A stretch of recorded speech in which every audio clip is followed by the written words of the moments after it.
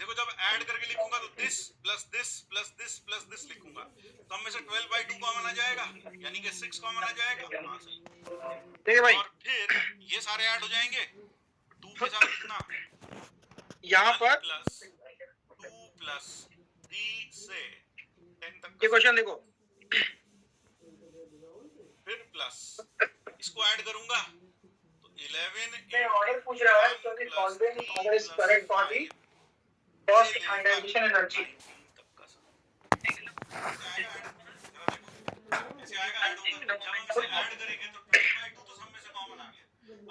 तो इसमें आपको ये याद रखना है कि आयनाइजेशन एनर्जी के लिए जो कॉन्सेप्ट होता है आयनाइजेशन एनर्जी, यहाँ पे इस चैप्टर में आयनाइजेशन एनर्जी का कॉन्सेप्ट अलग होता है, और आयनाइजेशन एनर्जी जो हाइड्रोजन चैप्टर था उसमें अलग था। वहां पे energy required remove the electron from first state, first energy level to infinity था।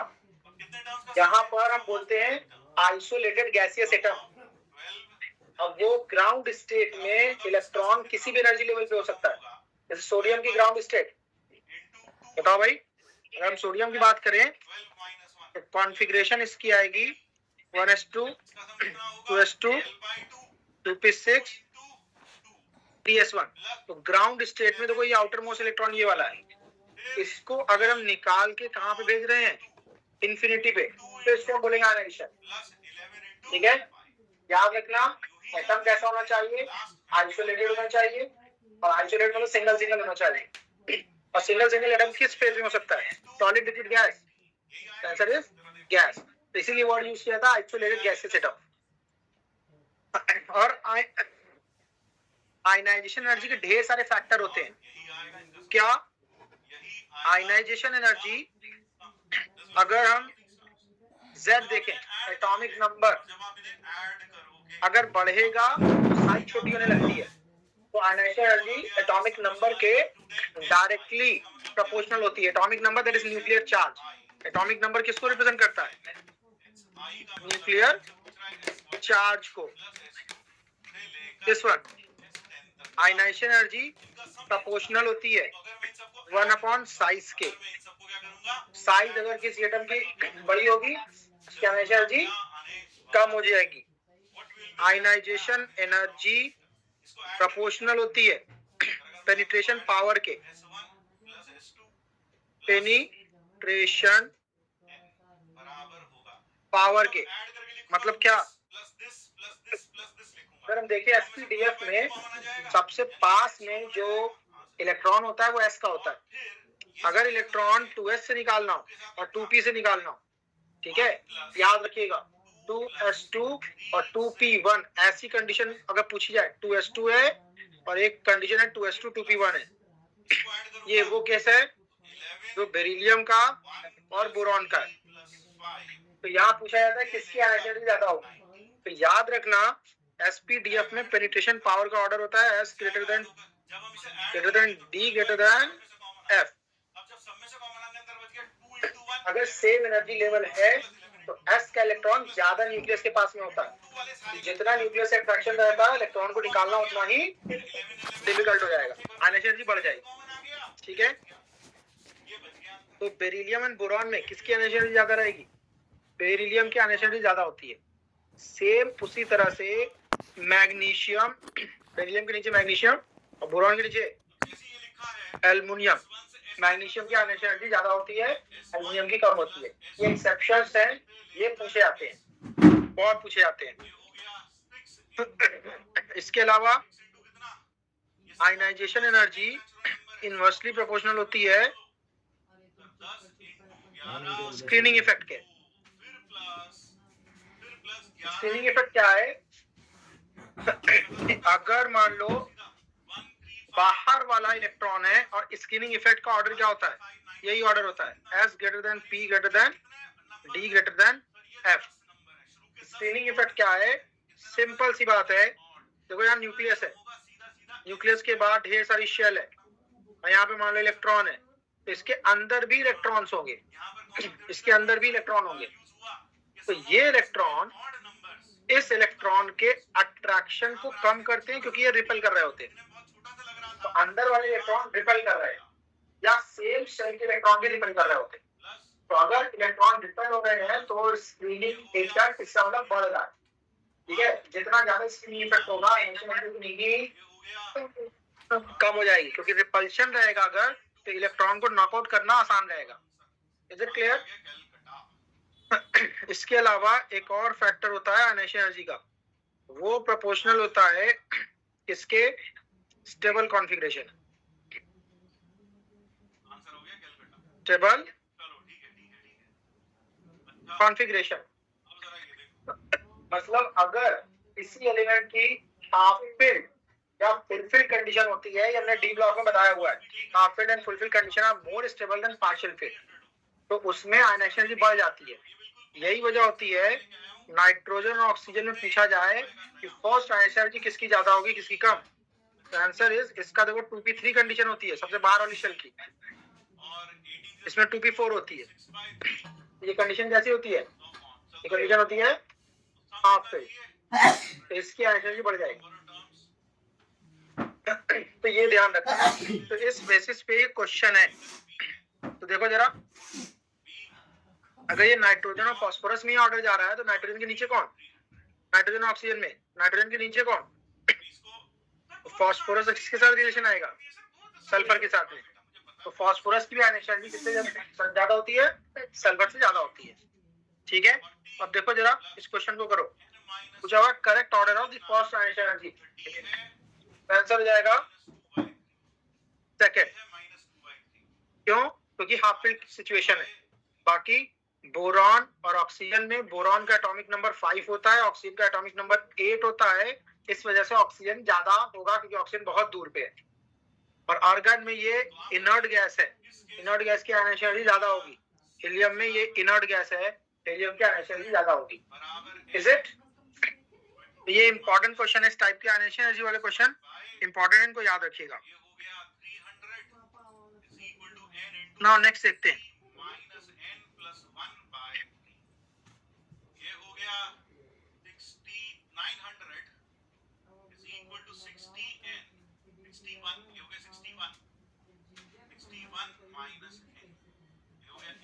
इस क्वेश्चन को देखें,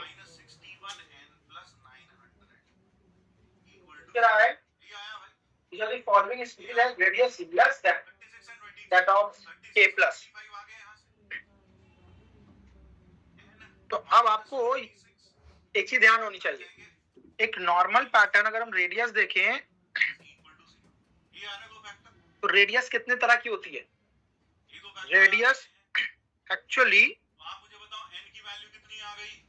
हम देखें तो पोलन रेडियस होती है,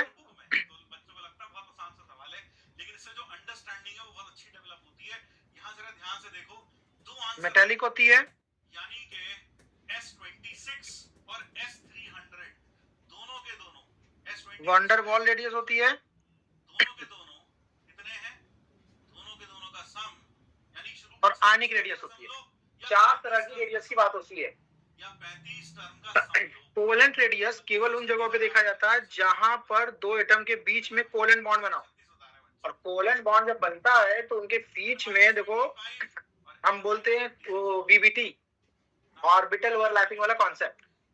ऑर्बिटल जब ओवरलैप करेंगे तो एक्चुअली इनके न्यूक्लियस के बीच की डिस्टेंस का हाफ, इतना पोर्शन बोला जाता है covalent radius, that is RC।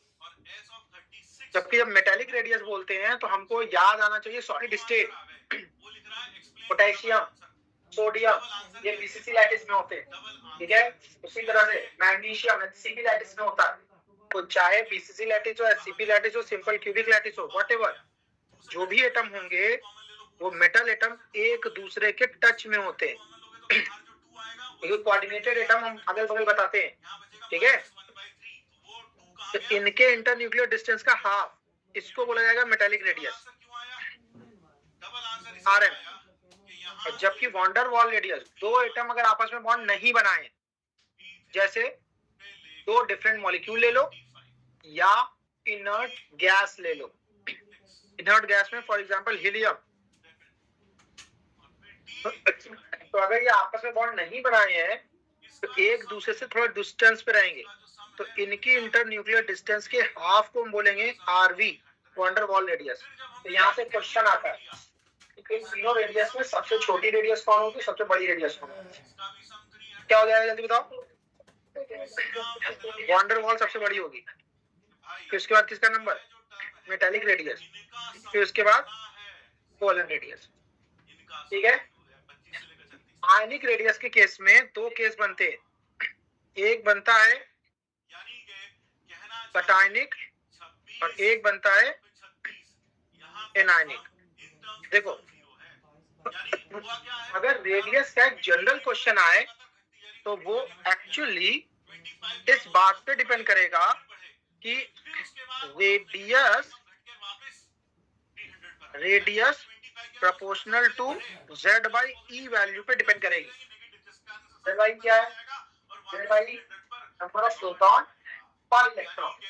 एक प्रोटॉन पर इलेक्ट्रॉन जितना ज्यादा होगा, इसके बोलते हैं न्यूक्लियर चार्ज पर इलेक्ट्रॉन। तो न्यूक्लियर चार्ज पर इलेक्ट्रॉन जितना ज्यादा होता है, रेडियस उतनी ही कम होगी, इनवर्सली प्रोपोर्शनल बोलो। न्यूक्लियर चार्ज पर इलेक्ट्रॉन जितना ज्यादा होगा, रेडियस उतनी ही कम होगी। तो अगर हम कोई कटायन का एग्जांपल लें, मान लो Na प्लस, और उसका कंपेयर करें Na से, तो बताओ Z बाई E निकालो, तो Z नंबर ऑफ प्रोटॉन है, तो number of proton Na plus में, भाई प्रोटॉन का नंबर नहीं चेंज होता है, प्रोटॉन तो न्यूक्लियस से बड़ा है, इलेक्ट्रॉन का नंबर बदलता है। तो Z atomic number upon electron 10, यहाँ पर 11/11, कौन सी वैल्यू ज्यादा होगी? Na प्लस के लिए Z बाई E ज्यादा है, Z बाई E ज्यादा है तो उसकी रेडियस, इसका मतलब है कटायन के केस में हमेशा उसके आयन की रेडियस एटम की रेडियस से ज्यादा होती है, कम होती है। एनायन को देख लेते हैं, Cl माइनस है और Cl है, Z बाई E देखो, एटॉमिक नंबर 17, इलेक्ट्रॉन 18 है, एक इलेक्ट्रॉन माइनस है तो एक इलेक्ट्रॉन आ गया, ये क्या होगा? बताओ किसका Z बाई E ज्यादा है? Cl का Z बाई E ज्यादा है, इसकी वैल्यू 1 है, जिसकी Z बाई E ज्यादा है तो रेडियस Cl माइनस की ज्यादा हो जाएगी। क्लियर है ना? अगर अब यहाँ पे देखो, हम इनमें देख सकते हैं, यहाँ क्वेश्चन किससे पूछा गया है? क्वेश्चन आया है पोटेशियम से, छोटी साइज, तो इससे छोटी साइज एक्चुअली 10 इलेक्ट्रॉन है, ठीक है, और ये भी देखो 10 इलेक्ट्रॉन है इस वक्त। तो कभी भी आइसो इलेक्ट्रॉनिक स्पीसीज अगर दी हो और उसमें हम Z बाई यही हम देखें, Mg2 प्लस देख ले और K प्लस देख ले, इनका Z बाई E निकालेंगे तो पता चलेगा ये आएगा 12/10 और इसका Z बाई E आएगा 19/10।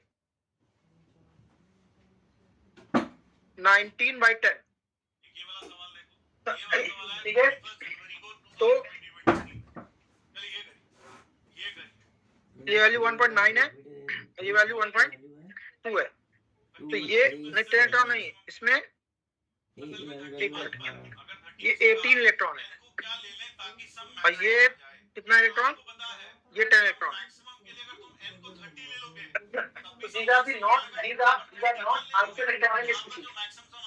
अब देखो इनमें आप कंपेयर कर लो, ये भी 18 इलेक्ट्रॉन है, ये भी 18 इलेक्ट्रॉन है और ये भी क्या है?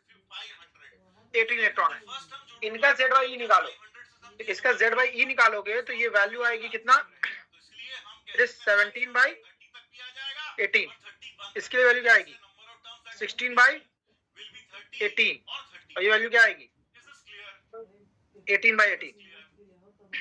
तो आप देखो इन तीनों में 1, 2 और 4 में देखो, 1 to 4 में Z बाई E की वैल्यू सबसे ज्यादा किसके लिए आ रही है? सबसे ज्यादा किसके लिए आ रही है? सबसे ज्यादा पोटेशियम में कितना आ रहा है? 1.9 है ना भाई, सॉरी 19/18, ये वैल्यू ग्रेटर देन 1 होगी, ग्रेटर देन 1 होगी।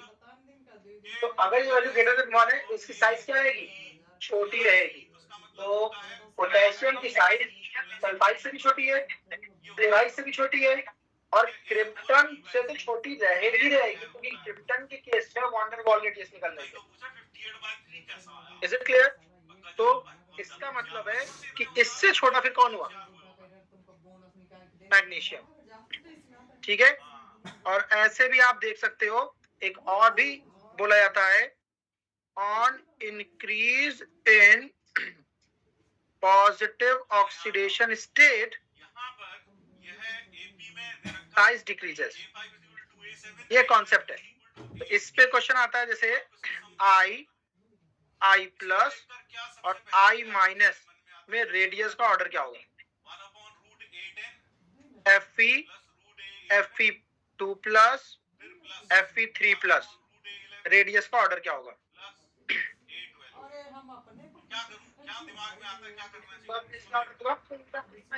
सबसे ज्यादा होगा I माइनस, फिर I then I plus. Electron निकालते जाएंगे तो साइज छोटी होती जाती है क्योंकि Z/E की वैल्यू बढ़ती जाती है। और यहाँ पे क्या होगा, दिस इज क्लियर है। तो ये रेडियस के क्वेश्चन इस तरह के। बिल्कुल सही, रैशनलाइज कर दो भाई, रैशनलाइज कर दें। हाँ सर, रैशनलाइज कर दो। मैंने मल्टीप्लाई किया ऊपर नीचे, रूट A11 माइनस A10 से कर दूं ना, ये बड़ा है ये छोटा ऐसा लग रहा है, तो A11 माइनस A10 से कर दूं, A11 माइनस A10 तो ये question root of A11 most basic most acidic oxide को सब पे क्वेश्चन आता है, तो ये कैसे करेंगे, याद रखिएगा, अक्रॉस दी पीरियड चलने पर साइज क्या होती है, डिक्रीज होती है। तो अगर साइज डिक्रीज हो रही है तो एक्चुअली वो नॉन मेटल से नॉन मेटल की तरफ जा रहा है, और नॉन मेटल के जो ऑक्साइड होते हैं वो एसिडिक होते हैं, और मेटल के ऑक्साइड तो इधर से इधर जाने पे बताओ जरा, एसिडिक नेचर अगर पूछा जाए तो एसिडिक नेचर में क्या होगा, एसिडिक नेचर इंक्रीज होगा, जबकि ऊपर से नीचे आने पर साइज क्या हो रही होती है, साइज इंक्रीज हो रही होती है। तो साइज इंक्रीज होने पर बेसिक नेचर बढ़ता है या एसिडिक नेचर, बेसिक नेचर बढ़ेगा या एसिडिक नेचर घटेगा। तो कोई एक पैटर्न आप ध्यान रखिए, तो अगर कोई पीरियड वैक्सीन पीरियड के एलिमेंट लिए हुए हैं तो सबसे कॉर्नर वाला जो होगा, सबसे दूर वाला जो होगा वो सबसे ज्यादा एसिडिक होगा। पीरियोडिक टेबल में जो मोस्ट लेफ्ट साइड आएगा वो सबसे ज्यादा बेसिक होगा। ठीक, और अगर एक ही ग्रुप के दिए हुए हैं ऑक्साइड तो जो सबसे ऊपर वाला होगा वो सबसे ज्यादा एसिडिक में रखेंगे और नीचे वाले में एसिडिक स्ट्रेंथ कम होगी या बेसिक स्ट्रेंथ बढ़ेगी। तो ये क्वेश्चन आते हैं। इसके अलावा क्या क्वेश्चन आता है, एक पर्टिकुलर मेटल का ऑक्साइड पूछ लेता है कि इन दोनों में ज्यादा एसिडिक या बेसिक कौन है। फॉर एग्जांपल FeO और Fe2O3 की बेसिक स्ट्रेंथ पूछ लेता है, बेसिक स्ट्रेंथ। तो सिंपल सी बात है, तुम साइज पे जाओ, साइज पर, साइज छोटी तो एसिडिक नेचर बढ़ेगा। तो ये देखो, ये +2 ऑक्सीडेशन स्टेट है, ये +3 है। तो +2 और +3 में किसकी साइज छोटी होगी, +2 और +3 की साइज छोटी होगी, +3 की साइज छोटी होगी। तो अगर उसकी साइज छोटी है तो उसका ऑक्साइड जो है ज्यादा एसिडिक होगा, मतलब लेस बेसिक होगा। तो बेसिक स्ट्रेंथ का ऑर्डर ये हो जाएगा। क्लियर? यहाँ पर ये देख लो, ये तुम्हारे पूछा हुआ है मोस्ट बेसिक, तो आपको दिख रहा है ये SRO, ZNO और CaO इन्हीं का बेसिक होगा, क्योंकि ये सल्फर नॉन मेटल है। नॉन मेटल के ऑक्साइड कैसे होते हैं, एसिडिक होगा। तो उसमें भी हमको ये पता है कि ये किस नेचर का होता है, एम्फोटेरिक होता है। ठीक, तो अब देखो हमारे पास बचा क्या, calcium oxide and strontium oxide. तो कैल्शियम ऑक्साइड और स्ट्रॉन्शियम ऑक्साइड एक ही ग्रुप के हैं, ठीक है। ऊपर में कैल्शियम रहेगा, वो बेटा मांगे कार स्कूटर, ठीक है। तो कार स्कूटर, तो स्ट्रॉन्शियम नीचे है और ये, तो ये वाला जो है मोर बेसिक हो जाएगा। नहीं, इसका आंसर भी क्या हो जाएगा? That is strontium oxide. कितने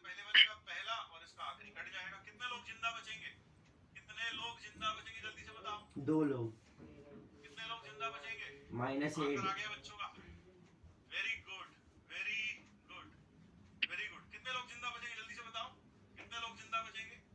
तो जितने लोग जिंदा बचेंगे वो बचेंगे बराबर। कितने लोग जिंदा बचेंगे? ये बहुत सिंपल सा क्वेश्चन है। 12/d। कितना था बार भाई? 12/d। 12/d into कितना बचा?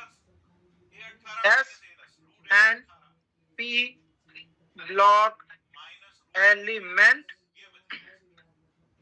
are known as representative element. अब A18 और A10 की वैल्यू कैसे निकालें? वहां से रखा A5 बराबर 2A7। S और P block वाले representative है। तो हम पूछ क्या रहा है? P और F block वाले element पूछ रहा है, आंसर क्या है? कौन है? तो ये S block, ये P block, ये S block और ये F block, ठीक है। तो इस वजह से ये कहाँ चला गया? नॉन रिप्रेजेंटेटिव में।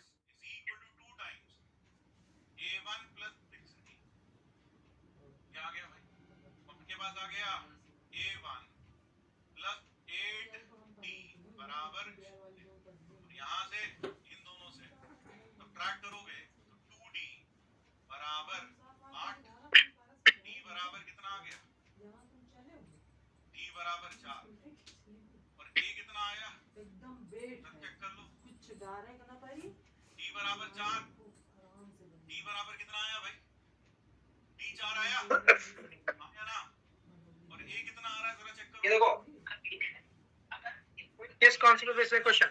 12 बच गया, यहाँ बच गया 8D। इस पर 2A1 plus A1, A1 plus 8D concept का नाम दोनों माइनस किया तो 8D, 2D बराबर 8, D बराबर 4, तो ये हुआ 40। 22 आ रहा है क्या? डेल्टा जी जी, इलेक्ट्रॉन गेन एंथैल्पी, या इसी को हम क्या बोल सकते हैं? Electron affinity. ये ध्यान रखना कि ये रिवर्स साइन पे होते हैं। इलेक्ट्रॉन गेन एंथैल्पी जिसकी मोर नेगेटिव होगी, उसकी इलेक्ट्रॉन एफिनिटी उतनी ज्यादा होगी, ठीक है। एग्जॉस्ट मैग्नीट्यूड, अगर इलेक्ट्रॉन एफिनिटी का मैग्नीट्यूड पूछा जाए तो इलेक्ट्रॉन गेन एंथैल्पी का साइन पलट दो तो वो इलेक्ट्रॉन एफिनिटी का मैग्नीट्यूड हो जाता है, ठीक है। तो देखो यहाँ पर जैसे आयनाइजेशन अलग अलग फैक्टर पर डिपेंड करता है, उस वजह से इलेक्ट्रॉन गेन एंथैल्पी भी। बस इसमें याद क्या रखना होता है? याद ये रखना होता है कि अगर आप किसी में भी पहला इलेक्ट्रॉन ऐड करो उसको बोलेंगे फर्स्ट इलेक्ट्रॉन गेन एंथैल्पी। ये वैल्यू पॉजिटिव भी हो सकती है और नेगेटिव भी हो सकती है, लेकिन पॉजिटिव क्या हर एक केस में होती है? Answer is no. पॉजिटिव केवल nitrogen, inert gas, beryllium and magnesium, केवल इनके लिए पॉजिटिव होती है। बाकी सबके लिए अदर एलिमेंट। तो अदर एलिमेंट में अब देखो यहाँ से क्वेश्चन कैसे आते हैं? क्वेश्चन ऐसे आते हैं, among the following which has the positive electron gain enthalpy, और उसमें एक ऑप्शन में सोडियम रख दिया जाता है, ठीक है, या कोई मेटल रख दिया जाएगा, सीजियम रख दिया जाएगा। तो आपके दिमाग में आएगा सीजियम तो इलेक्ट्रॉन देने का काम करेगा या मेटल तो इलेक्ट्रॉन देने का काम करेगा, इलेक्ट्रॉन लेना नहीं चाहेगा, ठीक है। तो याद रखना पॉजिटिव इलेक्ट्रॉन गेन एंथैल्पी केवल इन्हीं की होती है। इसके अलावा जितने भी एलिमेंट होंगे उनकी पहली इलेक्ट्रॉन गेन एंथैल्पी क्या होगी? नेगेटिव ही होगी, ठीक। जबकि दूसरी या तीसरा इलेक्ट्रॉन आपको अगर डालना है तो ये वैल्यू ऑलवेज ऑलवेज पॉजिटिव। दूसरा या तीसरा इलेक्ट्रॉन डालना हो तो हमेशा इलेक्ट्रॉन गेन एंथैल्पी पॉजिटिव होती है, इसमें कोई एक्सेप्शन नहीं है। तो अब देखो इसमें कुछ चीजें और है, जैसे इलेक्ट्रॉन एफिनिटी आई अगर है तो इसका मतलब है डेल्टा एच ई जी जो होगा वो मोर नेगेटिव होगा। मोर नेगेटिव का मतलब क्या? नेगेटिव का मतलब more energy release, more energy release जितना, ये क्योंकि एक्सोथर्मिक प्रोसेस हो गया, जितना ज्यादा इलेक्ट्रॉन एफिनिटी होगी डेल्टा एच ई जी, मतलब जिसका डेल्टा एच ई जी जितना ज्यादा नेगेटिव होगा उसकी इलेक्ट्रॉन एफिनिटी उतनी ज्यादा होगी।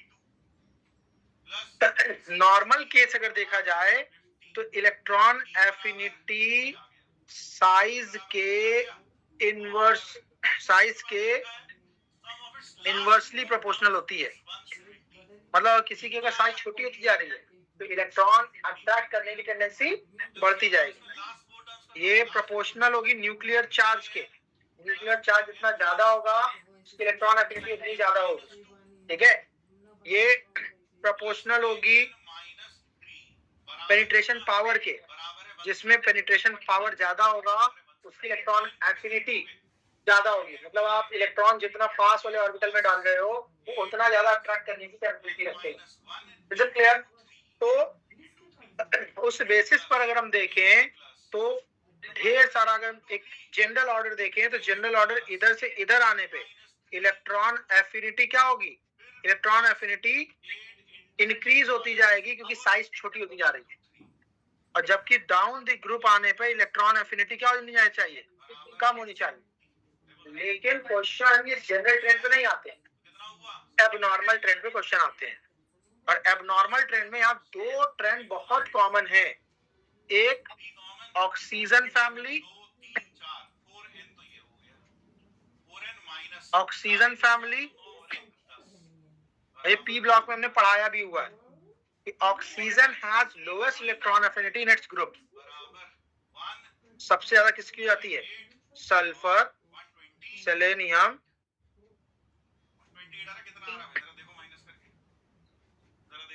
ऑक्सीजन सबसे पीछे जाता है, जबकि हैलोजन में क्या आता है? फ्लोरीन सबसे आगे होता है, then fluorine, bromine and iodine. ये बहुत कॉमन क्वेश्चन बनते हैं, बहुत ज्यादा पूछे जाते हैं। ठीक है, बाकी देखते हैं। यहाँ बोल रहा है energy release in sulphur is more than S से एस माइनस और ओ से ओ माइनस। बोल रहा है ज्यादा इलेक्ट्रॉन एफिनिटी किसकी है? सल्फर की ज्यादा इलेक्ट्रॉन एफिनिटी है। अगर सल्फर की इलेक्ट्रॉन एफिनिटी ज्यादा है इसका मतलब ज्यादा एनर्जी रिलीज होनी चाहिए। ठीक है, तो energy release in sulphur is more than, तो यही ऑप्शन क्या हो जाएगा? करेक्ट हो जाएगा। Energy release in an is more, तो याद रखिएगा नाइट्रोजन की फर्स्ट इलेक्ट्रॉन की एंथैल्पी पॉजिटिव हो जाती है तो इलेक्ट्रॉन एनर्जी रिलीज नहीं होती है बल्कि और अब्सॉर्ब हो जाती है। ठीक है, और energy release in oxygen is more than fluorine, तो ऑक्सीजन की इलेक्ट्रॉन, अब बताओ मिडिल टर्म कौन सी होगी? मिडिल टर्म बताओ कौन सी होगी? मिडिल हाँ, इसमें एक क्वेश्चन ये भी आता है, ये भी देख लो, 7वीं और 8वीं होगी। ये भी बताया हुआ है कि अगर हम बात करें sulphur, selenium, then tellurium, polonium और ऑक्सीजन। ऑक्सीजन सबसे पीछे इलेक्ट्रॉन एफिनिटी में, और यहाँ पे ऑर्डर है chlorine, fluorine, bromine and iodine. तो ये याद रखना, बोला जाता है इलेक्ट्रॉन एफिनिटी में टर्म बोलते हैं कि आयोडीन की इलेक्ट्रॉन एफिनिटी सल्फर से भी ज्यादा होती है। ठीक है, तो मतलब इस ग्रुप का जो गधा है उस ग्रुप के घोड़े से भी तेज है।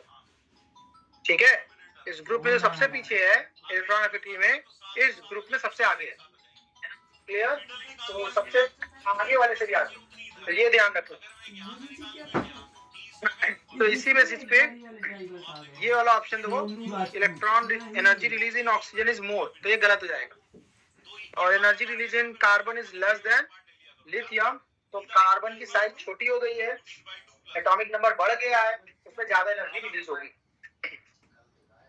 बिल्कुल सही। T7 plus T8 बच्चे बता रहे हैं 754 is the answer। 754 is the answer बच्चे बता रहे हैं। 754 कर लोगे भाई अब तो ये, है ना, क्योंकि A हमारे पास है, D हमारे पास है, T5 और T7 तो आ ही जाएगा। अब एक और ब्यूटीफुल प्रॉब्लम भाई, बहुत ही प्यारा सवाल है, बहुत ही प्यारा सवाल है। आइए देखें ये सवाल। आइए अब कर लेंगे ये सवाल, जल्दी से करते हैं ये सवाल। यहाँ लिखा है A और B two non zero real number, ये देखो, P और R उसके रूट्स हैं। A और B दो non zero number real number है, P और R इसके रूट्स हैं। क्वेश्चन पूछा जा रहा है first second minus 8AX electron निकालने में जो एनर्जी लग रही है वो गिवन है, इसके रूट्स हैं P और तीसरा इलेक्ट्रॉन तीसरे इलेक्ट्रॉन के आने से एनर्जी को फर्स्ट और सेकंड से कंपेयर किया गया है। प्लस 6 तो how is this possible that इसके रूट्स हैं Q थर्ड वाला इलेक्ट्रॉन दिया ही नहीं है उसके आने से एनर्जी, और हमें और इसको कंपेयर कर रहा है फर्स्ट और सेकंड से। तो याद रखिएगा, आयनाइजेशन एनर्जी का जनरल ट्रेंड होता है, और ये एक पर्टिकुलर एलिमेंट के लिए ये हमेशा वैलिड है। मतलब एलिमेंट चेंज ना करो, उसी एलिमेंट से आप पहले इलेक्ट्रॉन निकालो, दूसरा निकालो, तीसरा निकालो, चौथा निकालो, आयनाइजेशन एनर्जी क्या हो जाएगी, बढ़ती जाएगी ऑलवेज, कोई एक्सेप्शन नहीं है इसका। लेकिन डेटा कहां से आ जाएगा? इसका तो डेटा दिया है, इसका डेटा दिया है, इसका डेटा कहां से आ जाएगा? कैसे हम कंपेयर करेंगे जिसके सम से ज्यादा है? याद रखना, जैसे ही आप लिथियम में से 2 इलेक्ट्रॉन निकाल दोगे वैसे ही हो जाएगा 1 इलेक्ट्रॉन स्पीसीज, और 1 इलेक्ट्रॉन स्पीसीज पे बोहर्स एटॉमिक मॉडल अप्लाई होता है और वहां से आयनाइजेशन एनर्जी निकलती है। Ionization energy is equal to किस यूनिट में है? किलो जूल वाली यूनिट में है, किलो जूल पर मोल। याद है इलेक्ट्रॉन वोल्ट पर एटम में इसकी वैल्यू 13.6 इलेक्ट्रॉन वोल्ट में होती है। यही चीज जब जूल में आती है 2.18 इंटू 10⁻⁻19 जूल में जाती है, ये जूल पर एटम। और यही वैल्यू जब तुम इसमें किलो जूल में कन्वर्ट करते हो, तो किलो जूल में कितना, ये वैल्यू कितनी थी?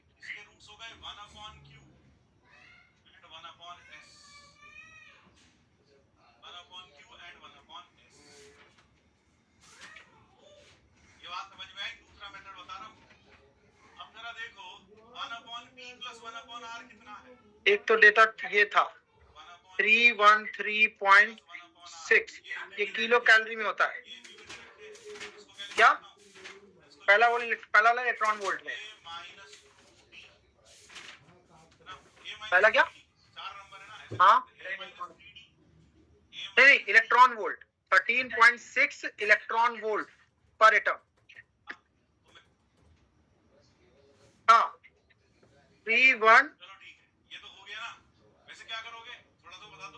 आई थिंक ये इसमें 4.2 से मल्टीप्लाई कर लो तो कन्वर्ट हो जाएगा उसमें।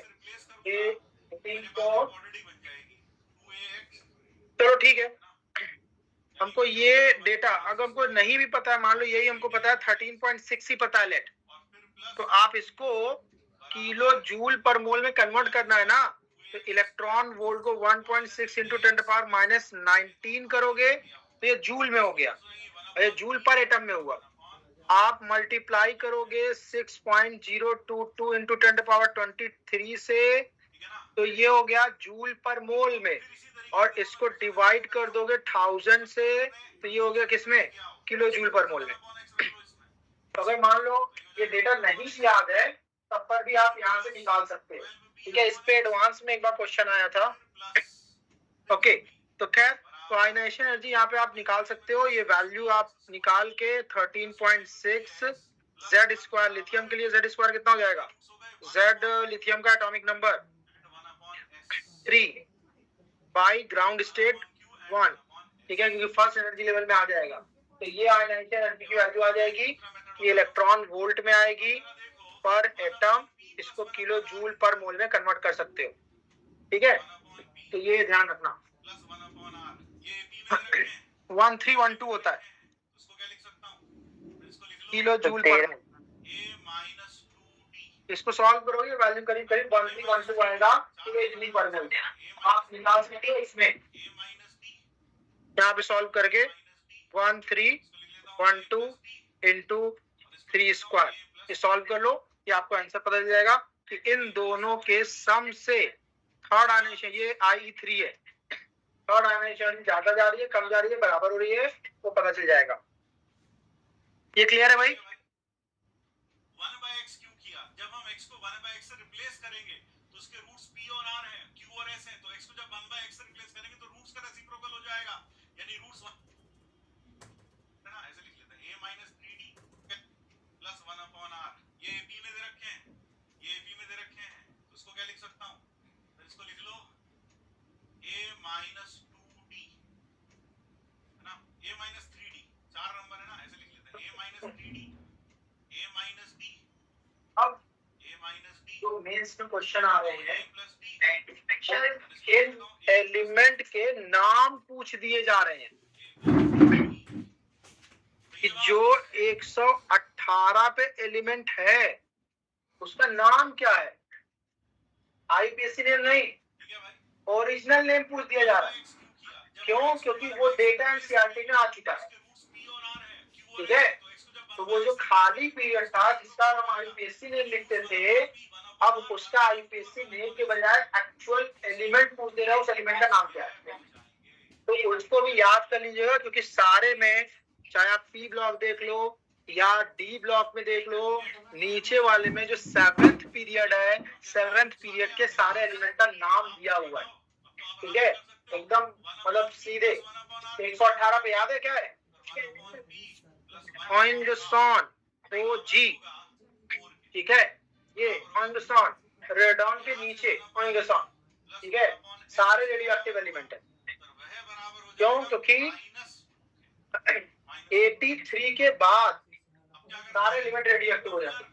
92 के बाद तो सारे मैन मेड एलिमेंट है, 92 तक नेचर में होते हैं, और 92 के बाद सारे मैन मेड है जिनको कि ट्रांस यूरेनिक एलिमेंट बोलते हैं, यूरेनियम के बाद के। तो ये ध्यान रखना, ऐसे जो आईयूपीएससी नेम पे क्वेश्चन आते हैं वो बहुत सिंपल से होते हैं, बस 0 1 2 3 4 5 6 7 8 9 के लिए कुछ वर्डिंग यूज की जाती है, वो याद रखना। क्या?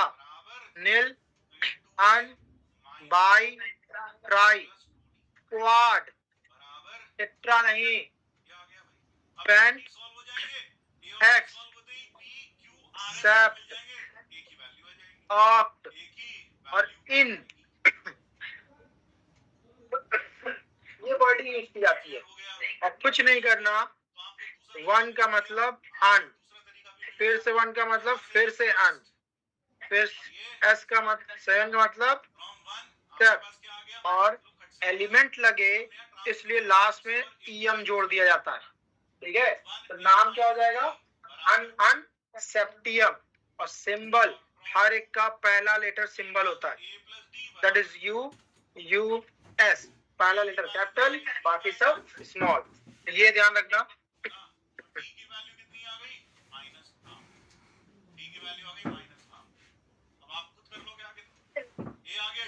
नहीं, मैं बोल रहा हूँ कि 118 तक नाम आ चुके हैं एनसीईआरटी में, 118 का भी नाम पूछा जा सकता है कि 118 का नाम क्या है, आईयूपीएससी नेम नहीं, एक्चुअल नेम।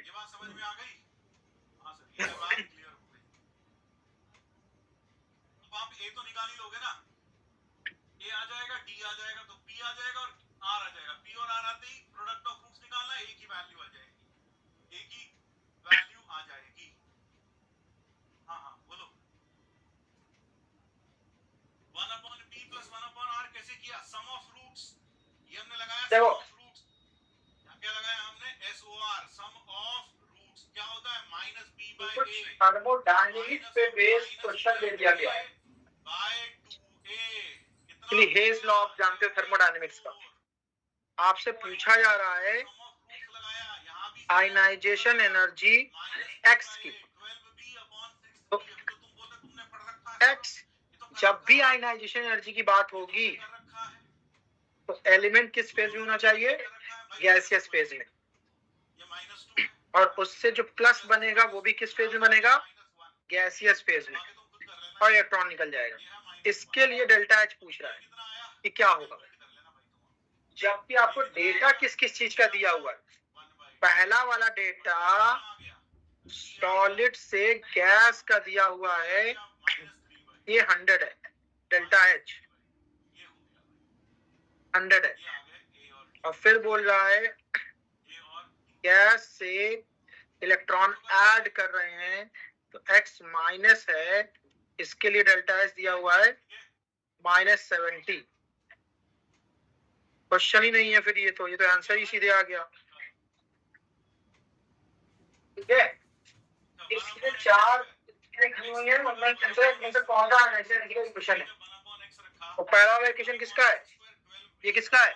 ये एंथैल्पी ऑफ सब्लिमेशन या एंथैल्पी ऑफ एटमाइजेशन बोलेंगे। सब्लिमेशन एक सॉलिड से गैस हो रहा है, और चूंकि गैसियस एटम बन रहा है तो इसलिए एंथैल्पी ऑफ एटमाइजेशन भी बोल सकते हो। ये इलेक्ट्रॉन गेन एंथैल्पी है, ये आयनाइजेशन एनर्जी है, और इसी के बारे में पूछ रहा है। और ये क्या है? एंथैल्पी ऑफ वेपराइजेशन, लिक्विड से गैस में कन्वर्ट करने के लिए।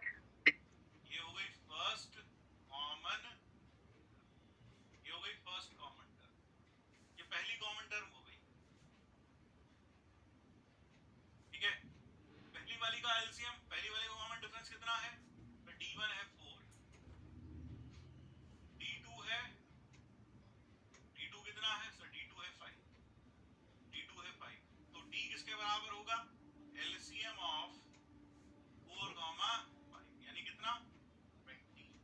LCM हो गया 20। एम्फोटेरिक कौन है? सीक्वेंस ऑफ कॉमन टर्म्स क्या हो गई?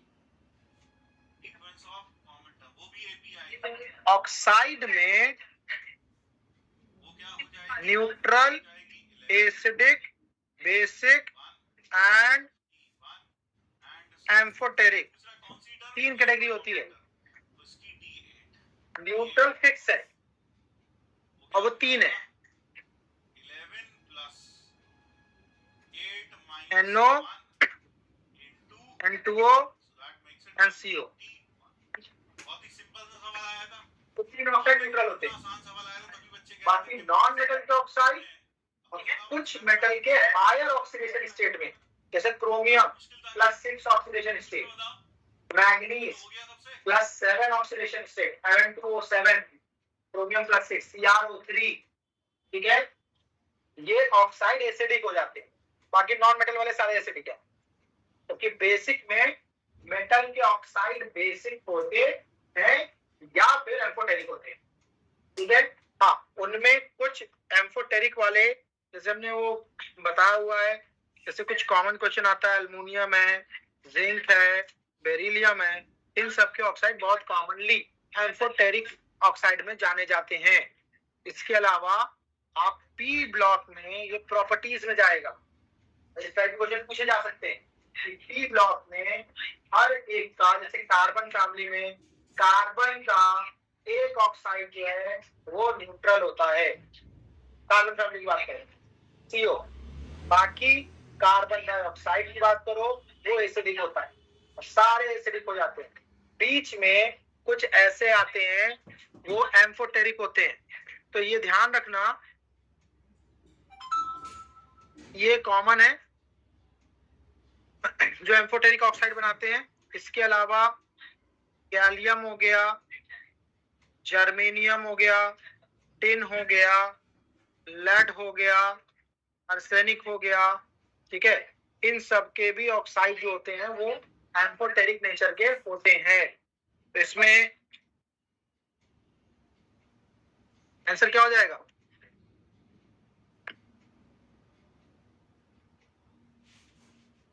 नहीं, ये नहीं फिक्स नहीं है। Zinc is not metalloid, aluminium is not metalloid, ठीक है। बताओ कितनों पर ऐसा होगा, कितने पर है?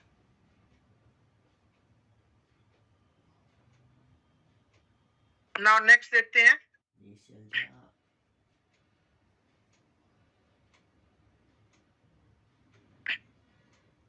बात यहाँ है, यह दोनों एपी में पहली टर्म रिपीट करती है 4-4 के अंतराल पर, यहाँ रिपीट करती है 5-5 के अंतराल पर। पहली बार रिपीट करी 11 आ गया हमारे पास, फिर उसके बाद जब रिपीट करेगी वो होगा इन दोनों का एलसीएम, क्योंकि आपने 4 और 5 का एक तरीके से क्या ले लिया, एलसीएम ले लिया। तो 20 मिनट के बाद आपने बताया एलसीएम लेकर। तो इसी तरीके से यहाँ पर बाकी क्वेश्चन जो दिए गए हैं उनको लगाइए और डिस्कस कीजिए, ठीक है। वर्क वही है, एक आपका ये जो बचे हुए क्वेश्चन है यहाँ के, और दूसरा जेई चैलेंजर है। देखो इसमें बेसिक इंफॉर्मेशन आपको पता होनी चाहिए, सिंपल फॉर्मूले पता होने चाहिए, रिलेशन पता होना चाहिए। हम लोगों ने 12th में सॉल्यूशन चैप्टर पढ़ा हुआ है, सॉल्यूशन में आधी बेसिक कॉन्सेप्ट यूज जाती है, मतलब मोलैरिटी निकालना, इनमें रिलेशन निकालना, डेंसिटी निकालना, परसेंटेज कंसंट्रेशन निकालना, पीपीएम, पीपीबी, ये सब चीजें वहां पे हम लोग पढ़ चुके हैं, ठीक है। तो इस वाले पोर्शन पे मैं बहुत फोकस नहीं कर रहा हूँ। हाँ, बस जनरल फॉर्मूला याद रखें कि मोल निकालना हो तो हमारे पास वेट अपॉन मोलर मास वाला एक फॉर्मूला होता है, एक क्या volume at STP upon 22.4 litre में अगर होगा, और एक number of particle divided by Avogadro number. ये 3 फॉर्मूले बेसिक फॉर्मूले हैं जो मोल निकालने के हैं, लेकिन इसके अलावा भी आप मोलैरिटी और वॉल्यूम को मल्टीप्लाई करो तो भी क्या निकलता है, मोल निकलता है। अगर आप क्या ले लो, ग्राम इक्विवेलेंट ले लो, ग्राम इक्विवेलेंट को डिवाइड कर दो किससे, एन फैक्टर से, उससे gram equivalent equal to mole into n factor, mole is equal to gram equivalent upon n factor. ये सब मेथड हैं जिससे कि आप मोल निकाल सकते हैं, ठीक है। अब याद रखना, कभी भी क्वेश्चन आएगा अगर मास एटम का दिया हुआ है तो मोल भी एटम का निकलेगा, मास मॉलिक्यूल का दिया हुआ है तो मोल भी मॉलिक्यूल का निकलेगा। अगर मास मॉलिक्यूल का दिया हुआ है तो जो मोल आएगा वो मॉलिक्यूल का आएगा, तो नंबर ऑफ मॉलिक्यूल निकलेगा नंबर ऑफ पार्टिकल में, ना कि नंबर ऑफ एटम, ठीक है। तो ये बहुत छोटा सा कंफ्यूजन हो जाता है दोनों कई लोगों को, तो ये ध्यान रखना। तो इसमें अगर हम इस टाइप के क्वेश्चन की बात करें,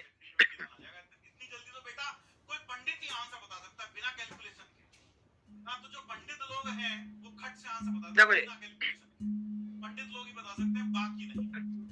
तो यहाँ क्या किया जाए, पहली कॉमन टर्म कैसे मिलेगी? तो सर अगर मैं देखूं यहाँ 19 आएगा, फिर 22 आएगा, फिर 27 आएगा, तो ये ध्यान रखिएगा, हम मोल इसका निकालेंगे, CO2 का निकालेंगे, वेट अपॉन मोलर मास। ये CO2 का मोल 0.5 आया, ये मोल CO2 है, तो CO2 क्या मॉलिक्यूल है या फिर एटम है, मॉलिक्यूल है, ठीक है। तो इसमें अगर हम number of mole of carbon देखें तो वो number of mole of CO2 के बराबर है। भाई एक मोल में एक ही तो कार्बन है, तो जितना मोल कार्बन का होगा, कार्बन डाइऑक्साइड का होगा, उतना ही मोल तो कार्बन का होगा। तो कार्बन का मोल भी कितना आएगा, 0.5। लेकिन अगर number of mole of oxygen पूछा जाता तो वो twice of the mole of CO2 होता, कॉमन टर्म आसानी से नहीं मिल रही क्योंकि एक में दो है। जहां कॉमन टर्म क्लियर? आसानी तो से ये ध्यान रखना। क्योंकि और इसमें ये क्या है, ये मोल है। सीक्वेंस है मोल को नंबर में कन्वर्ट करने के लिए हम क्या करते हैं, अवोगाड्रो नंबर से मल्टीप्लाई कर देते हैं। Answer is this one. तो ये आंसर हो जाएगा। लेकिन मान लो पहली कॉमन टर्म 50वें नंबर पर आ रही हो तो क्या करोगे? 50 तक टर्म लिख के देखोगे क्या? नहीं लिख के देखोगे, ऑब्वियस सी बात है। तो क्या करते हैं हम, पहली का एक जनरल टर्म लिख लेते हैं, दूसरी का जनरल टर्म लिख लेते हैं, दोनों को इक्वेट कर देते हैं। क्यों? क्योंकि अगर मैं कह रहा हूं दोनों में कॉमन, इन सब टाइप के क्वेश्चन इतने इजी होते हैं, इनको कभी छोड़ के नहीं आना चाहिए, क्योंकि बहुत बेसिक होते हैं। अभी तो कॉमन टर्म आएगी। तो हाउ मेनी ग्राम, आ गया 12n इसका मास निकालो। is equal to 5 ऐसे मोलैरिटी दे रखी है और वॉल्यूम दे रखा है। अभी मैंने बोला -1, जरा देख लो अच्छे से, मोलैरिटी को वॉल्यूम से मल्टीप्लाई करो तो क्या मिलता है, मोल। is equal to 5 0.4 into minus क्या, 5m minus 2 this volume litre में होना चाहिए। 5m क्या आया, minus 0.2 मोल। और मोल को मास में कन्वर्ट करना है, 47 मल्टीप्लाइड बाय कैसे पता चलेगा 47 मोलर मास। मोलर मास से मल्टीप्लाई करो। यहाँ पर आपको यह बताना है सब बच्चों को कि अगर कॉमन टर्म साफ साफ दिख रही हो तो बात अलग है, लेकिन अगर नहीं दिख रही, अगर आपको नहीं दिख रहा आसानी से कॉमन टर्म कौन सी है, तो इस तरह से आगे बढ़े जैसे मैं बढ़ रहा हूँ। यानी आपने पहले की टर्म एनएफ लिख ली, जरा ध्यान से देखो, मैं बोर्ड से बिल्कुल हट गया हूँ। पहले की एनएफ टर्म लिखी, फिर दूसरे की एनएफ टर्म लिखी, एक की एनएफ और एक की एमएफ, और दोनों को क्या कर दिया, इक्वेट कर दिया। अब इक्वेट करके हम यहाँ m और n क्या हो सकते हैं उसकी बात करेंगे कि क्या हो सकते हैं m और n। ठीक है बात? हाँ, आप मुझे बताइए, ये बात समझ में आई? तो यहाँ से This one. m आया, तो m की वैल्यू निकाल लो 12n plus 2 by बोला है 90 ml है, plus 2 by 5। 98% weight by volume. अच्छा नहीं, तो अगर मैं उसको कंप्लीटली मिक्स करना है। इसमें क्या रखूं, 112 ml x% weight by volume, यानी कि n को अगर KOH। मैं की वैल्यू 4 दे दूं, x की वैल्यू पता करना है। उस वक्त m आ जाएगा 10।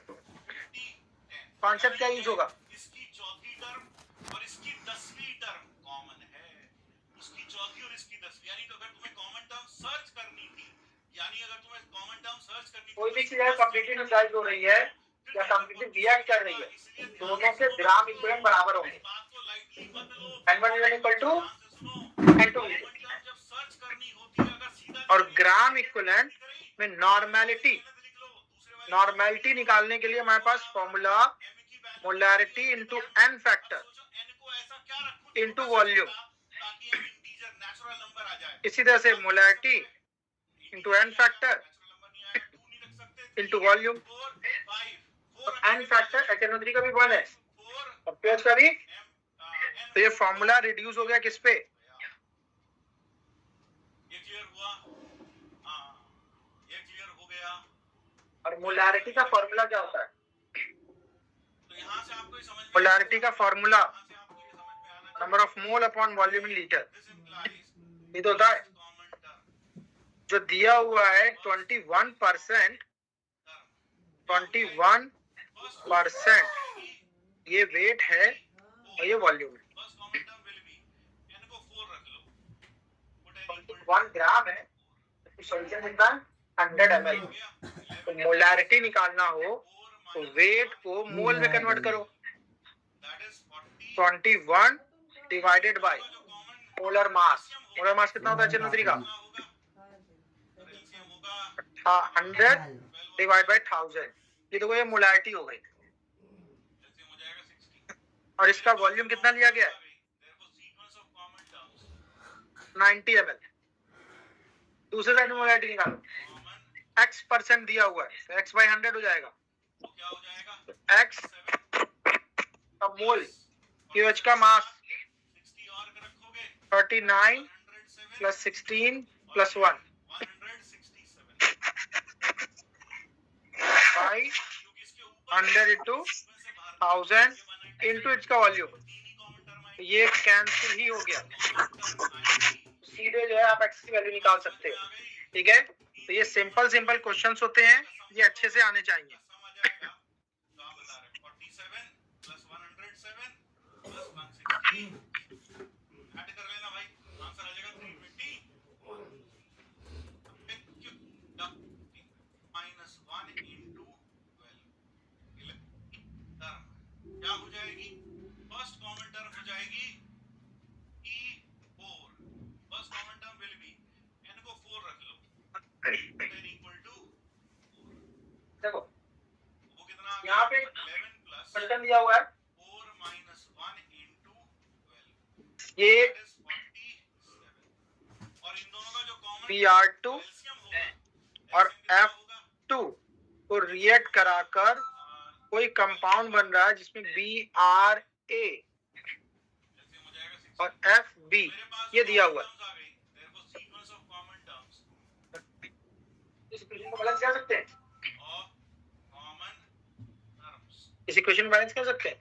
क्या हो जाएगा, क्या होगा, 47 प्लस A/2 60 और रखोगे 107 B/2 बैलेंस हो गया, बस हो गया। 167 बस कितना ग्राम ब्रोमीन दिया हुआ है, तेरी सीक्वेंस से बाहर ब्रोमीन का मोल निकालो, वही Y2 के बराबर होगा। और कितना ग्राम क्लोरीन दिया हुआ है, क्लोरीन का मोल निकाल लो, इसके बराबर हो जाएगा P/2 के। A और B की वैल्यू आ जाएगी, तो A/2 is equal to bromine का मास 0.48 अपॉन कितना 80 नहीं 160 Br2 है। और जबकि B/2 की जो वैल्यू आएगी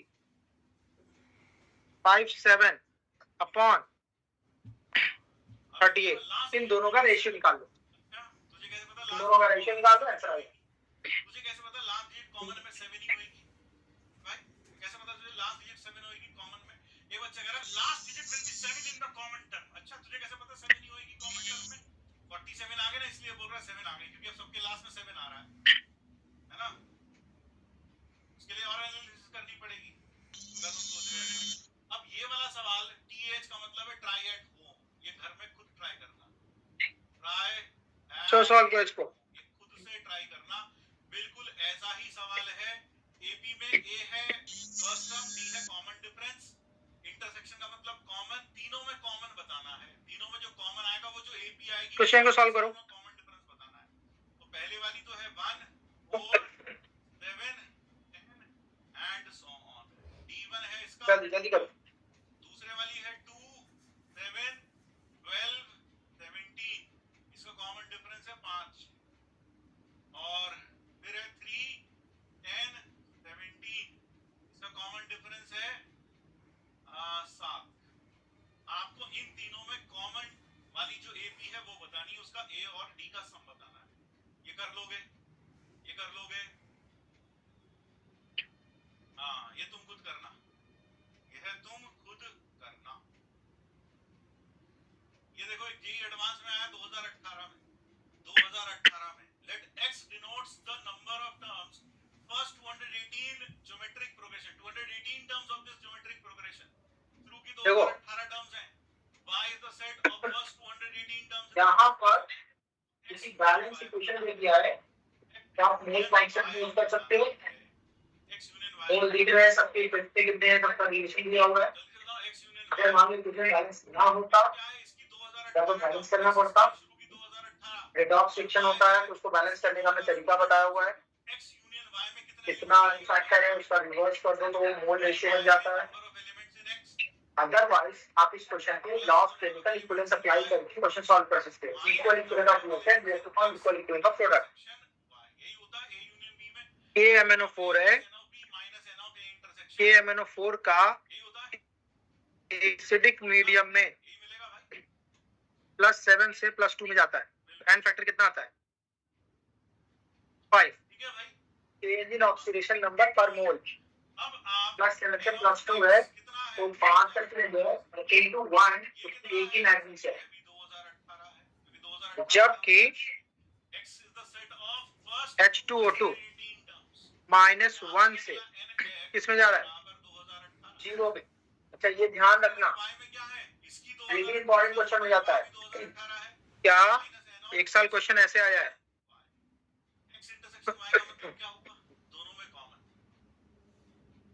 यहाँ 18 दे दिया, इधर ये 18 वाली ऑक्सीजन, तो ये 18 वाली ऑक्सीजन वो कहाँ गई है? वो सल्फेट के साथ चली गई, वो वाटर में चली गई, या वो ऑक्सीजन में चली गई?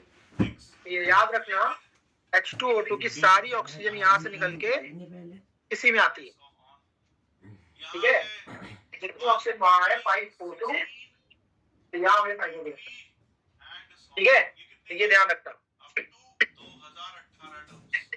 तो इसका एन फैक्टर कितना हो गया? -1 से 0 में जा रहा है। कितने का चेंज है? -1 से 0, 1 इंटू ऑक्सीजन कितनी है इसमें? 2, तो एन फैक्टर 2 है। तो आप law of chemical equivalence apply कर सकते हो, जिसमें बोला गया है इतना ml, इतना molar react with this and this in excess of sulfuric acid according to the reduction the volume of O2 produced at STP। अब ध्यान दो, एक सिंपल सा कॉन्सेप्ट है, ये रिएक्टेंट है, ये भी रिएक्टेंट है, दोनों रिएक्टेंट का मोल या मास या ये सब चीजें दिया जा चुका है, तुरंत वहां पे आएगा कॉन्सेप्ट ऑफ लिमिटिंग रिएजेंट। अगर सारे रिएक्टेंट की इंफॉर्मेशन दे दी गई है तो आपको ये देखना पड़ेगा कौन सा लिमिटिंग रिएजेंट का काम करेगा जिससे कि प्रोडक्ट बने। लिमिटिंग रिएजेंट की बेसिस पे सिंपल सा हमको करना होता है, एक तो या तो देख लो limiting reagent have less gram equivalent, एक तो ये तरीका है, या दूसरा तरीका आप निकाल सकते हो limiting reagent produce less product. इसका ग्राम इक्विवेलेंट कौन है? वो लिमिटिंग रिएजेंट। या आप दोनों से प्रोडक्ट बना ली, वो ग्राम प्रोडक्ट देगा, वो ग्राम देगा, जिससे प्रोडक्ट कम आए वो लिमिटिंग रिएजेंट, और उतना ही प्रोडक्ट बनता है, ठीक है? तो आप देख लो जरा, अगर हम मिली इक्विवेलेंट निकाल lay off KMnO4 this one, या मोल पे भी करना चाहो तो मोल से भी कर सकते हो, कोई दिक्कत नहीं है क्योंकि इक्वेशन बैलेंस दिया हुआ है। Milli equivalent molarity 0.5 N factor 5 into volume 10, 25 milli equivalent है। Milli equivalent of H2O2 molarity into N factor into volume, कितना? हाँ कितना होगा? तो लिमिटिंग रिएजेंट कौन हुआ? फिर लिमिटिंग रिएजेंट ऑक्सीजन बनना होगा, वो ये डिसाइड करें, ठीक है? कितनी ऑक्सीजन बनेगी? जितना इक्विवेलेंट होगा उतना ही। तो milli equivalent of oxygen is equal to 15, क्योंकि जितना मिली इक्विवेलेंट किसी का रिएक्ट करेगा लिमिटिंग रिएजेंट का, उतना ही मिली इक्विवेलेंट दूसरा रिएक्ट करता है और लिमिटिंग रिएजेंट प्रोडक्ट भी बनेगा। पूछा क्या हुआ है? पूछा हुआ है इसका वॉल्यूम। तो अगर आपको याद हो, हमने फैराडे लॉ ऑफ इलेक्ट्रोलिसिस में एक ग्राम इक्विवेलेंट का फॉर्मूला बताया था, वॉल्यूम अपॉन इक्विवेलेंट वॉल्यूम, याद है? वॉल्यूम अपॉन इक्विवेलेंट वॉल्यूम, और इक्विवेलेंट वॉल्यूम का एक फॉर्मूला था मोलर मास, नहीं molar volume upon n factor. Oxygen का एन फैक्टर कितना होगा? ऑक्सीजन का एन फैक्टर होगा 4।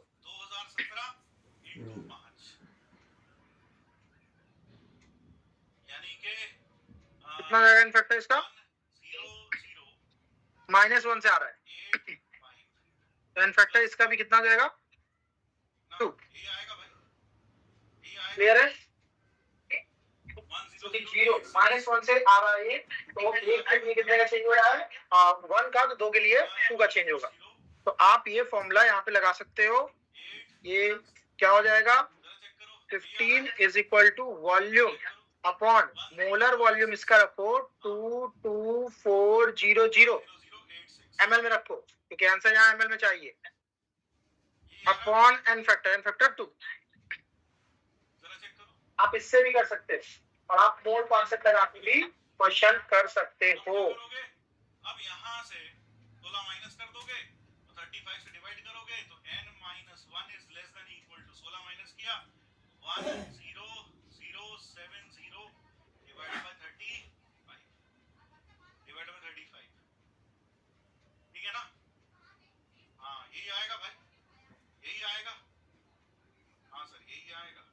चलो इसको क्वेश्चन करो। 1085 और divided by 35 16 minus equivalent weight पूछ रहा है। कर सकते थे तो आसान हो जाएगा, एसिड का आसान हो जाएगा थोड़ा सा और, क्या होता है? हाँ ये कर दो यहाँ से इक्विवेलेंट वेट का concept n is less than equal to 280 ये एसिड है। point something आ जाएगा, यही आ रहा है भाई, n आ गया 288, यानी कि इसमें 288 टर्म्स तक जाएंगे, बेसिसिटी ऑफ एसिड यहाँ तक जाएंगे 288 टर्म्स तक जाएंगे। Is an factor, and what is This implies basicity? n is less than एक equal to मोल एसिड का n is equal to कितने मोल हुआ चाहिए को खत्म करना। तो नंबर ऑफ एक मोल कितने मोल हुआ एलिमेंट्स चाहिए? is equal to 280 कितना मोल हुआ चाहिए? of elements in x union यही इसका हो गया n will be factor. 2018 plus 2018 Clear? minus 280, अगर एन फैक्टर 2 है, कैलकुलेट कर लो उसी यार का कितना इक्विवेलेंट जाएगा, पूछा है, मोलर मास पर एन फैक्टर 3748 आ जाएगा, equivalent weight is equal to 3748 आ जाएगा, molar mass upon n factor, 3748, इससे निकलेगा। that is it.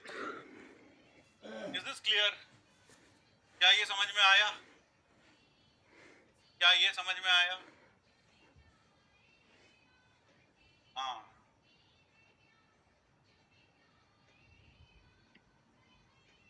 ठीक है, हाँ सर ये समझ में आ गया। अब जरा ये देखो, कुछ सवाल कॉमन टर्म्स के ऊपर भी आते हैं, common terms, ratio of common terms के ऊपर, रेशियो ऑफ टर्म्स के ऊपर, जैसे यहाँ पर ratio of the sum of first n terms of two APs are in this ratio, find the ratio of their 11th term, उनके 11th terms के ratio बताना है, इन दोनों के 11th ओलियम term वाला का concept है। रेशियो बताना है। तो कैसे बताओगे इन दोनों के 11th term का रेशियो? ओलियम क्या होता है? AP का सम है ये, तो सर ये हो गया आएगा ओलियम होता है H2SO7, into n/2, ये पहले जो कि अपने अंदर में दो पार्ट रखे हैं। n/2, ये तो बहुत सारे आपने सवाल किए होंगे, H2SO4 है, ये है प्रॉब्लम आपको SO3 में देखने को मिलेंगे, ये पोर्शन का कॉम्बिनेशन को ओलियम बोलते हैं। बार तो वही SO3 को बोला था 3SO3। मिसलेनियस सीरीज पर कैंची चला दी है। तीसरा है, कितना परसेंट ओलियम होता है? अब परसेंटेज देखो 100 से ऊपर है सारा। और यहाँ पर तो एक चीज याद रखना, अगर कहीं पे 109% ओलियम लिखा हुआ है,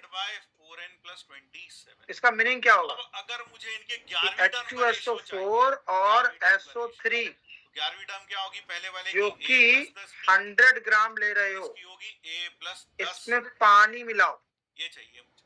तो उससे जो बनेगा कितना हो जाना चाहिए? H2SO4, देखने पर समझ में आता है, और ये तो H2SO4 है ही, ये SO3 वाला भी वाटर से रिएक्ट करके H2SO4 बन जाएगा, ये बनेगा 109 ग्राम।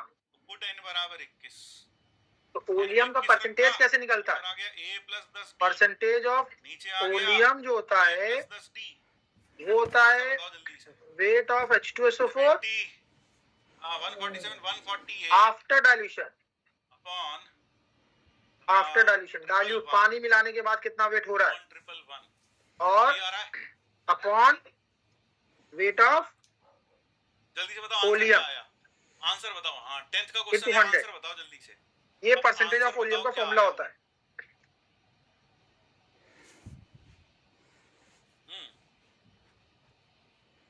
ये परसेंटेज ऑफ वॉल्यूम का फॉर्मूला होता है। जल्दी से तो बताओ यहाँ पे आंसर आप क्या है। निकालोगे आंसर तो हमेशा वॉल्यूम का परसेंटेज 100 से ऊपर ही होगा। क्यों? क्योंकि आप जब भी पानी मिलाओगे तो SO3 से वो रिएक्ट करके वेट बढ़ाएगा। कट जाता है।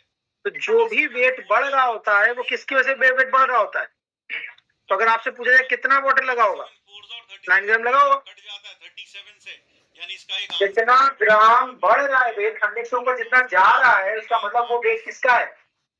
वो वाटर का वेट है।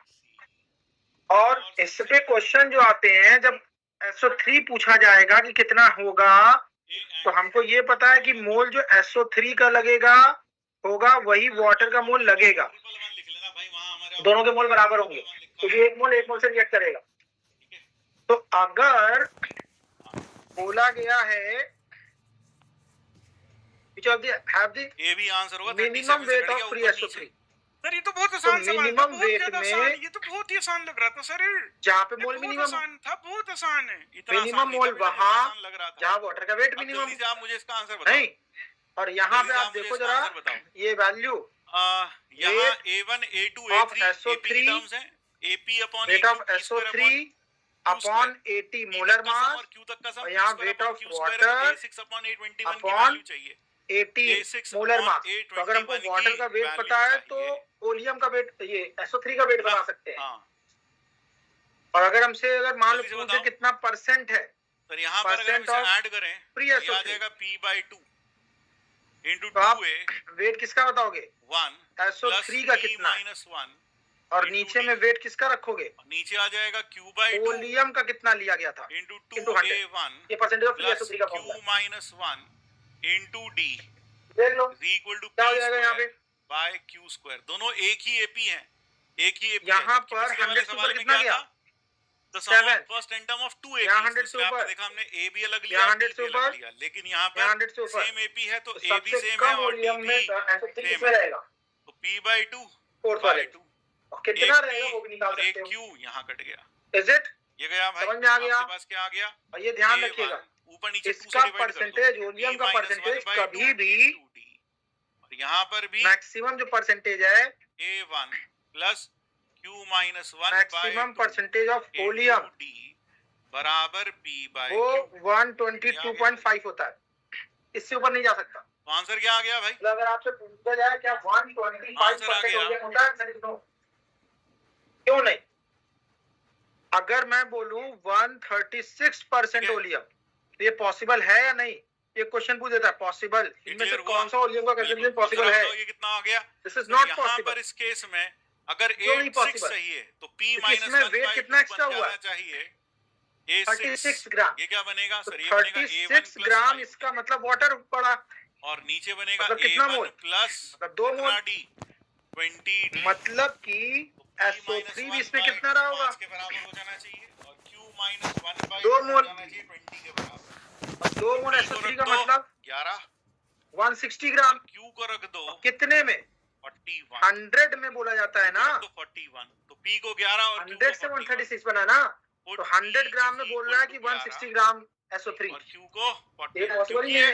हर P और Q ठीक के लिए है? ट्रू है। तो ये जहाँ मैक्सिमम P और वॉल्यूम Q का परसेंटेज बराबर नहीं 122 है हो सकता है। तो ठीक है, A1 इसके क्वेश्चन आप लोग कर लीजिएगा। 10D प्लस कितना एक तो प्लस 5D और A1 प्लस शीट है। 25D ये हो गया 11 by 41। तो therefore the correct score answer sheet is जो है उसके क्वेश्चन, ऐसे क्वेश्चन अगर देख लीजिए, अगर